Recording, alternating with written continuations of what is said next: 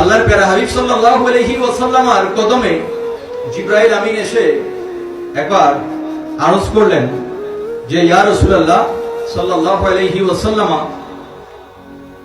একটি গুন্দম ফলের খনি, অসংখ্য গুন্দম ফল এক জায়গায় রাখা আছে এবং সেই জায়গায় যদি লোকমান হাকিমকে বসিয়ে দেওয়া হয়, তিনি যদি সেখানে সেই ফলগুলিকে গণনা করে করে করে করে এলেমের এবং হিকমতের কথা বলেন, হয়তোবা ফল কি হয়ে যাবে, শেষ হয়ে যাবে, কিন্তু লোকমানের এলেম শেষ হবে না।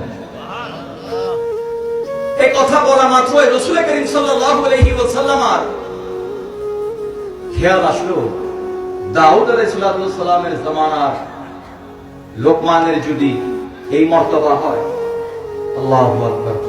এই কথা শুধু দিমাগে আসলো, সাথে সাথে আল্লাহ পাক সুবহানাহু ওয়া তাআলা আবার ওয়াপস জিবরাইল আমিনকে আমার নবীর কদমে পাঠিয়ে দিলেন।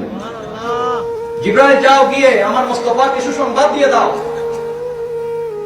দাউদ নবীর জামানার মধ্যে লোকমান ছিল, কিন্তু আমার মুস্তাফার উম্মতদের মধ্যে নোমান আছে। আমার নবীর উম্মতদের মধ্যে কে হবে? নোমান। কেননা ইমামে আজমের নাম হচ্ছে নোমান। নোমানের সামনে যদি কায়নাতের সমস্ত ফলগুলিকে এক জায়গায় করে সেই জায়গায় যদি নোমানকে বসিয়ে দেওয়া হয়, আর নোমান যদি সেখান থেকে একটা একটা ফল গণনা করে, ফল শেষ হয়ে যাবে, নোমানের এলেম এবং হিকমত শেষ হবে না। এই জন্য আমার নবীজি বলেছেন, ইনদা ইলমি আবি হানিফা, আমাকে খুঁজো ইমামে আজম আবু হানিফার এলেমের মধ্যে।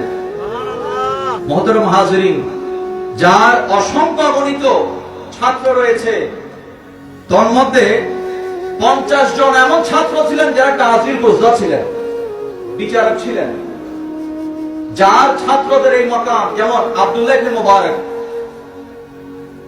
হযরত ইমাম মুহাম্মদ, হযরত ইমাম শাফিঈ, ইনাদের যদি ওনার ছাত্রদের যে মাকাম, সেই মাকামে আমরা একটু গবেষণা করে দেখা যাবে ইনারা আব্দুল্লাহ ইবনে মুবারক ইনি ওলিদের সরদার ছিলেন। অতএব আল্লাহ পাক সুবহানাহু ওয়া তাআলা আমাদেরকে এই যে সিলসিলার আমরা কার্যক্রম চালিয়ে যাচ্ছি, এই সিলসিলার কার্যক্রমকে আমাদেরকে সামনে দিকে এগিয়ে নিয়ে যাওয়ার তৌফিক দান করুন।